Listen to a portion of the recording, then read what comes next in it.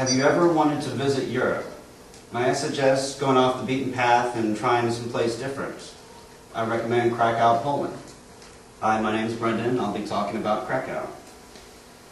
First of all, Krakow is in the far south of Poland, right here, near the border with Slovakia. And according to the Lonely Planet guidebook, Krakow was Poland's royal capital for 500 years and is still the country's symbolic heart. And that's really true. You see the sense of history and the culture all around you. Now, in the center of Krakow, you have the old town that they call the Stare Miasto. And it is dominated by what is the largest square in Europe. It's called Rynek Główny. And Rynek is pretty much the heart of Krakow. And the square is so large that any one photograph cannot encompass the entire thing. What you see here in the middle is called Cloth Hall. One of the medieval Polish kings built this enormous building in the middle of the square for all of the cloth merchants to come sell their wares. Because Krakow sits on a major river, you'd have all the textiles and whatnot coming down. And this was just a convenient place for the merchants to sell everything. By the way, the largest in the entire world is Tiananmen Square in Beijing. This, also on Rynek Główny, the square, is St. Mary's Church. Now, my photo here is a little bit skewed, but as you can tell, the two towers on the church are two different sizes. The one on the right smaller than the one on the left. And the story goes that two rival architect brothers were commissioned to make the church and make the towers, so they tried to outdo each other. But in all actuality, that's just a myth that they tell the tourists. Actually, one is a bell tower, the other one was a lookout for the Huns, for the Mongols. Next, we are going into Kazimierz. This is a large neighborhood in south-central Krakow that is the Jewish neighborhood. In the 13th century, a Polish king called Kazimierz set aside the area for merchants to set up shop.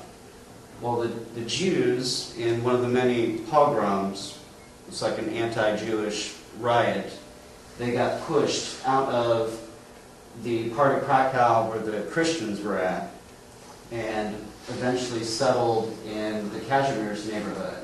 And this became one of the most thriving centers of Jewish culture in all of Europe.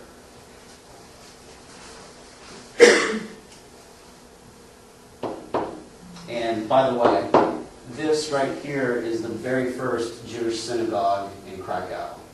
It's tiny.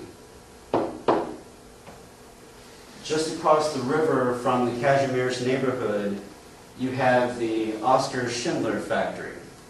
Yes, Schindler's List was filmed in the neighborhood of Kazimierz, and this was the actual factory just across the river that Oskar Schindler, a German industrialist, he saved thousands of Jews by employing them in his factory.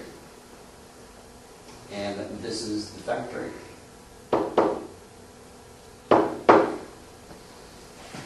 This is a little bit out of order, but Krakow is not all gloom and doom. It does have its fanciful side.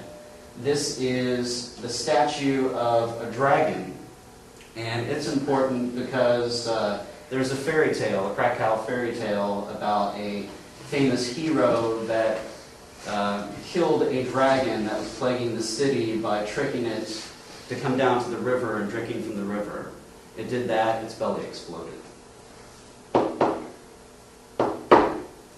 Next, we're off to Nowa Huta. That means new steelworks in Polish.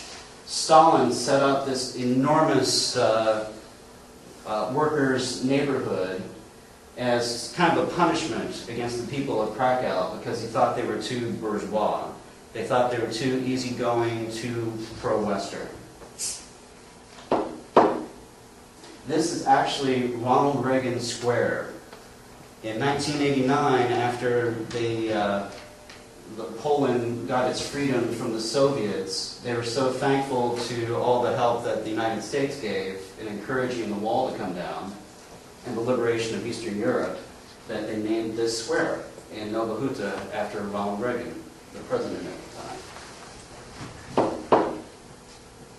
Also, again, Krakow has its fanciful side. On the square, everybody's meeting, everybody's having a good time. And you have these crazy people in costumes that go around advertising free beer, pivo gratis. About an hour and a half bus ride outside of Krakow is Auschwitz-Birkenau. There are actually two different camps. This is Auschwitz I, which was originally a Polish army barracks. And as you can see, everything is laid out with stone, brick, looks very old. It's actually, it looks nice. Here, the Nazis, in a cruel joke, said, "Work will make you free." All of the Jewish prisoners they passed under the gate had to look at this, mocking them. This is in contrast to Birkenau, which is just a couple miles away from Auschwitz I. This is what you think of when you think of Auschwitz. The huge open fields with guard towers, barbed wire, railroad tracks bringing in the prisoners straight up the middle, and they separate the prisoners into two separate camps. This is the women's camp on the left, and the men's camp is exactly like that on the right. As you see here, you only see a small portion of the buildings that were left standing after the prisoners rioted after the war and burnt most of the place down. The Polish government keeps everything up as a memorial to Europe's Jews. Well, those are just a few of the sites that you can see in Krakow, Poland. I hope that I've encouraged you all to explore a little bit off the beaten path of Spain, France, England, and try out Eastern Europe. Try Krakow.